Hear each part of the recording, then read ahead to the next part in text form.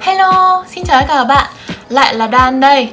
Và như video lần trước chúng ta đã nói về ăn uống rồi, thì hôm nay chúng ta sẽ nói một cái chủ đề mà cũng liên quan đến ăn uống. Đi cùng với ăn uống đó chính là tập tành. Vậy thì lần trước chúng ta đã nói về những cái lỗi sai khi ăn kiêng, thì hôm nay chúng ta sẽ chuyển sang những cái lỗi sai khi mà tập luyện nhá. Mình muốn có một cảnh báo nho nhỏ. Đó chính là cái video này nó sẽ rất là dài, khá dài thôi, nhưng mà nó sẽ đầy đủ tất cả những cái lỗi sai chung chung mà mình đã nhận được qua những cái câu hỏi của các bạn. Vậy thì các bạn hãy cố xem hết cái video này nhé, bởi vì nó rất là quan trọng đó. Để suy ra những cái lỗi sai bình thường của mọi người thì chúng ta sẽ bắt đầu từ cái cơ bản trước, đó chính là khi tập thì mình sẽ tập như thế nào. Vậy thì khi tập thì chắc các bạn là ai cũng biết, hoặc là có những người chưa biết thì mình sẽ nói lại. Đó chính là khi tập thì chúng ta phải kết hợp cả tăng cơ và giảm mỡ. Giảm mỡ thì chúng ta tập những cái bài như là cardio, hit hoặc là list, hoặc những bài mà nó nhảy nhảy bum bum bum bum lên để chảy rất nhiều mồ hôi, đúng không? Và đó là bài tập về tim mạch, đó là bài tập về cardio sẽ giúp các bạn giảm mỡ.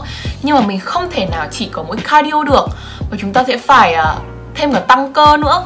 Vậy thì tăng cơ thì chúng ta sẽ tập những cái bài mà nó vào đương nhiên nó không phải nhảy bù bù bù bù lên được rồi. Nó sẽ những cái bài mà nó thiên về kỹ thuật nhiều hơn vào các nhóm cơ. Và thường những bài đó thì chúng ta sẽ tập cùng với máy hoặc là với tạ. Đó là những cái kiến thức cơ bản khi tập luyện. Do đó là từ cái kiến thức cơ bản đấy mình có thể suy ra cái lỗi sai đầu tiên, đó chính là các bạn chỉ tập cardio hoặc là các bạn chỉ tập cơ. Vậy thì điều gì sẽ xảy ra khi các bạn chỉ tập một trong hai cái? Lỗi sai đầu tiên đó chính là có những người họ chỉ tập cardio chứ họ lại không tập cơ. Cái này điển hình là những cái bạn mà muốn giảm béo. Thì chắc chắn là khi mà các bạn vào gym thì các bạn chạy luôn lên máy chạy, các bạn cắm đầu chạy 1 tiếng, 2 tiếng và các bạn nghĩ là các bạn sẽ giảm mỡ. Những bạn này suy nghĩ là ok, vậy thì mình sẽ giảm mỡ. Đầu tiên vì ưu tiên mình là giảm mỡ. Ok, cardio sẽ giảm mỡ, các bạn nhìn sẽ gọn đi, nhưng mà nhìn nó sẽ kiểu không săn chắc ấy. Tại vì cardio thì nó sẽ làm teo cơ, các bạn sẽ mất mông, mất ngực và nhìn nó sẽ tông teo, nhìn sẽ không đồng hồ cát, nhìn nó sẽ không rõ từng khúc ra. Còn sẽ ra sao nếu các bạn chỉ tập cơ? Với các bạn skinny fat thì như mình đã nói ở trong một cái bài đăng của page của mình, thì những các bạn skinny fat thì chủ yếu là tập cơ thì không sao. Nhưng mà với những các bạn mà muốn giảm béo mà các bạn chỉ tập cơ thì các bạn không đốt được cái lượng mỡ thừa trong cơ thể các bạn đi. Do đó nên là với con người bình thường thì nó sẽ cân bằng giữa cardio và tập cơ. Đó là lỗi sai đầu tiên. Đến lỗi sai thứ hai, đó chính là có những bạn tập cả cardio, tập cả cơ, nhưng các bạn lại chỉ tập trung vào những cái vùng mà các bạn muốn giảm. Vậy thì cái này là sai. Tại vì khi mà chúng ta tập thì chúng ta sẽ tập cả người. Do lỗi sai thứ hai các bạn thường mắc, đó chính là bạn sẽ chỉ tập vào bụng này, hoặc là đùi hoặc là tay này. Nhưng bạn nên nhớ là chúng ta sẽ tập cả người, và chúng ta không nên bỏ một nhóm cơ nào cả. Nếu như mà một trong những cái nhóm cơ mà hoạt động nhiều hơn ý, thì nó sẽ dẫn đến chai cơ, tại vì là những nhóm cơ đó nó phát triển không đều ý. Và chúng ta không nên bỏ qua một cái bộ phận nào cả. Kể cả các bạn chỉ to phần này, phần kia không to, thì các bạn tưởng tượng là nếu mà săn chắc cả người thì nhìn sẽ thích hơn là chỉ có một phần săn chắc của một phần thì lỏng lẻo, đúng không? Thế nên là khi mà chúng ta tập thì chúng ta sẽ tập cả người. Vậy thì những cái nhóm cơ mà chúng ta phải tập, đầu tiên là về phần thân trên thì chúng ta sẽ phải tập vai, tay. Với tay thì có bắp tay trên và bắp tay dưới, phần ngực này, phần lưng, phần bụng, bụng trên, bụng dưới, cơ trọng tâm và cơ lên sườn. Và phần thân dưới thì chúng ta sẽ tập mông, đùi thì có đùi trước, đùi sau, đùi trong, đùi ngoài. Đó, và có thể cả phần bắp chân nữa. Mình thì mình không hay tập phần bắp chân lắm. Thường thì bắp chân là nó đã vào những cái bài chân thì thường là cái nhóm cơ phụ bắp chân đã hoạt động rồi. Vậy là chúng ta nhớ là chúng ta phải tập cả người nhá, chứ đừng có chỉ tập bụng hoặc là tập đùi hoặc là tập tay. Như thế thì sẽ không bao giờ giảm cân hay là đẹp lên được cả. Mình có một lưu ý nho nhỏ, đó chính là kể cả với những bạn mà tập cả cardio và tập cả cơ ấy, có những bạn mà họ lại tập cardio quá nhiều. Tức là bạn tập cả cardio, tập cả cơ, nhưng mà ngày nào các bạn cũng cardio, như vậy là sai. Tại vì là mình đã nói rồi, cardio nó teo cơ ấy. Chúng ta kết hợp cả hai nhưng mà với lượng vừa phải thôi. Vì cardio nhiều quá thì các cơ của bạn cũng sẽ không phát triển được. Vậy thì lời khuyên của mình chính là một tuần chúng ta chỉ nên tập cardio max là 3 buổi thôi. Như mình thì mình sẽ cân bằng tất cả. Như là một tuần mình sẽ tập 6 buổi. Trong đó sẽ có 2 buổi cardio, 2 buổi thân trên và 2 buổi thân dưới. Lỗi sai tiếp theo, mình xin lỗi là mình rất kém trong phần đếm số và nhớ số.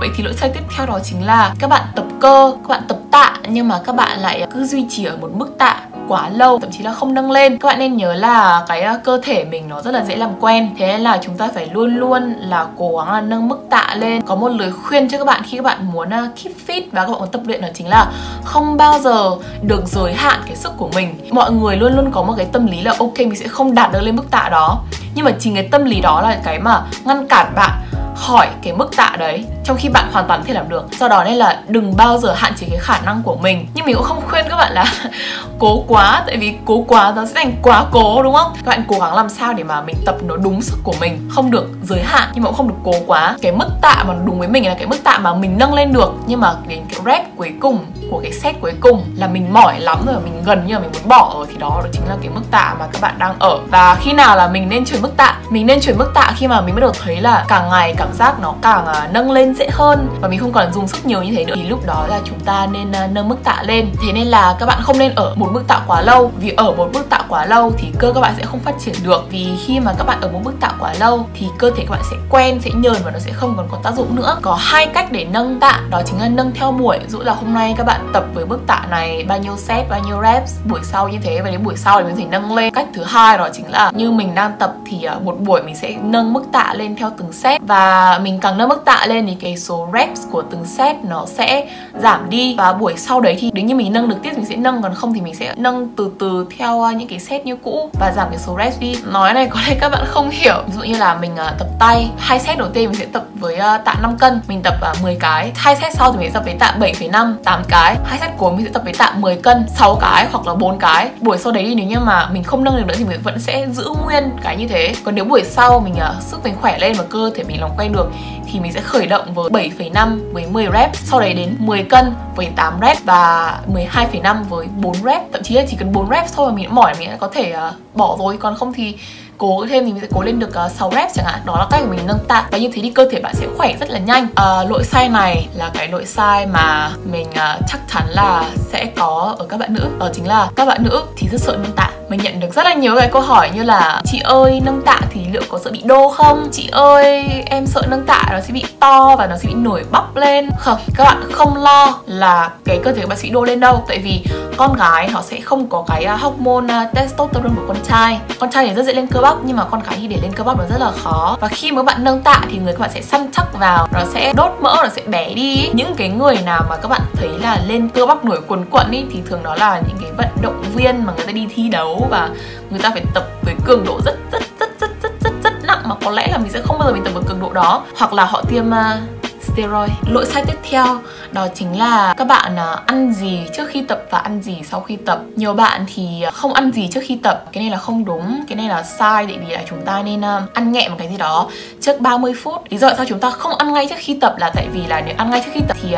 khi mà tập chúng ta sẽ bị sóc bụng, nó sẽ không tốt cho dạ dày. Chúng ta không nên ăn xong rồi để một thời gian khá là dài rồi mới tập, thì như thế thì chúng ta sẽ lại bắt đầu thấy đói. Vậy thì cái thời gian chúng ta nên ăn đó chính là 30 phút trước khi tập. Trong 30 phút đó thì cơ thể chúng ta sẽ đủ để chuyển hóa chất thành năng lượng để chúng ta tập, và chúng ta sẽ tập tốt hơn, cái hiệu quả nó sẽ cao hơn. Bình thường thì tớ hay uống whey trước khi tập, tại vì khi uống whey thì sẽ có protein và nó sẽ chuyển hóa protein để có đủ năng lượng cho mình tập vào những hôm đó. Còn những hôm nào các bạn tập nặng kiểu cardio thì mình sẽ uống protein và ăn thêm một quả chuối. Chuối là một cái loại hoa quả mà rất là nhiều năng lượng, và ở bên Mỹ mình cũng thấy là khi họ chơi thể thao họ cũng sẽ ăn một quả chuối gì đó để có năng lượng. Và sau khi tập thì chúng ta cũng nên ăn nhẹ một cái gì đó để cho nó hồi cơ ấy. Vậy nên là sau khi tập thì mình lại uống whey thêm một lần nữa, tại vì mình cần protein để giữ được cơ không. Thế là trước khi tập thì mình sẽ uống nửa hũ whey, còn sau khi tập xong mình cũng sẽ uống nửa hũ whey còn lại. Đó là cách để mình giữ được protein mình cần trong lúc tập và vẫn giữ được cơ để hồi cơ tốt hơn, và nó sẽ tốt cho cơ thể các bạn hơn. Và đi cùng với cái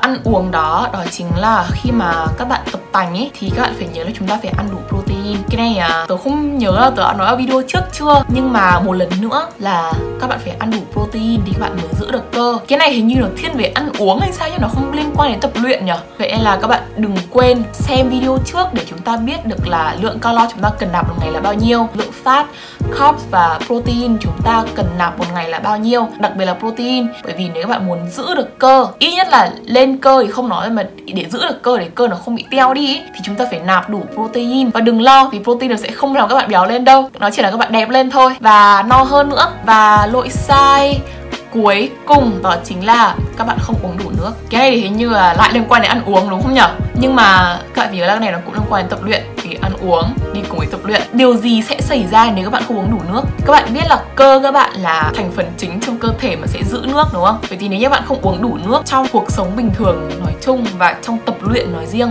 đặc biệt là trong tập luyện, nếu các bạn không uống đủ nước thì cơ thể các bạn khi mà chảy ra mồ hôi rất là nhiều thì nó cần nạp nước vào ấy, nó sẽ lấy nước trong cơ của các bạn, và khi đó thì các bạn sẽ không thể nào tăng được cơ hay là duy trì cơ được cả. Thế nên là để tránh bị lấy nước ở trong cơ thì các bạn nên đem đủ nước đi tập, và trong quá trình tập phải uống nước. Và với mình đi tập thì mình luôn mang đây cái cốc này.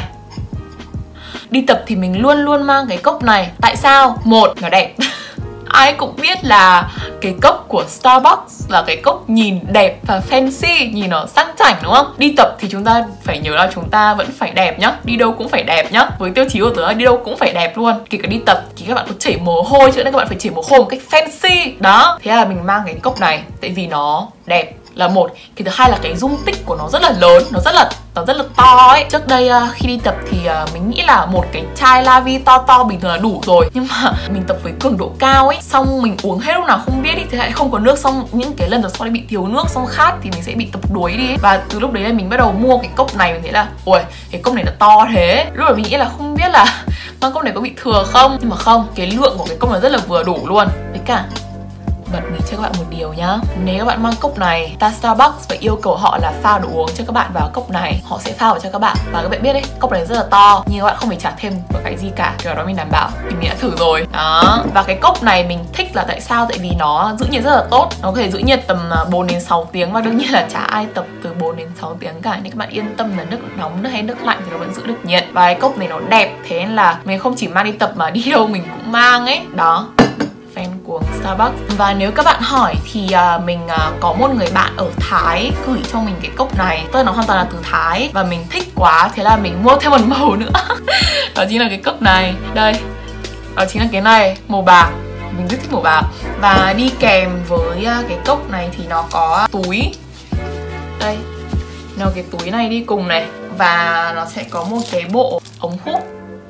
Và mình nghĩ là cái cốc này nó rất là tiện và đẹp ý. Thế nên là nếu các bạn muốn thì mình hoàn toàn có thể bảo bạn mình gửi thêm. Mình sẽ nhập cái cốc này trực tiếp từ Thái về và sẽ bán lại cho các bạn với giá rất là ưu đãi. Nhưng mình cũng đã đăng lên trên Facebook cái post mà mình chuẩn bị cái gì khi đi tập và mình mang gì đi khi đi tập á. Mình cũng có đề cập đến cái cốc này. Vậy thì các bạn hoàn toàn có thể comment hoặc là trực tiếp inbox cho mình và page của mình cái màu các bạn thích, thì mình sẽ bảo bạn mình ở bên Thái gửi trực tiếp về cho mình. Các bạn yên tâm là mình đi du học nên là mình cũng quen một số những bạn du học sinh ở Thái, và cái cốc này là hoàn toàn là cái cốc mà mình nhập từ Thái về. Thế nên là mình sẽ có được cho các bạn với cái giá ưu đãi. Đó là tất cả những gì mình muốn nói trong video này. Cảm ơn các bạn đã xem và ủng hộ. Đừng quên like và subscribe để tớ có động lực làm thêm những cái video khác nhá. Và đừng ngần ngại hỏi tớ bất kỳ một cái gì. Các bạn có thể comment bên dưới, hoặc là inbox cho page, hoặc là gửi direct message cho tớ qua Instagram của page, thì tớ sẽ trả lời những câu hỏi các bạn. Và các bạn cũng có thể là order những cái cốc này qua inbox hoặc là qua comment cũng được. Đó, đây, fan cuồng của Starbucks. Cảm ơn các bạn đã xem, bye bye.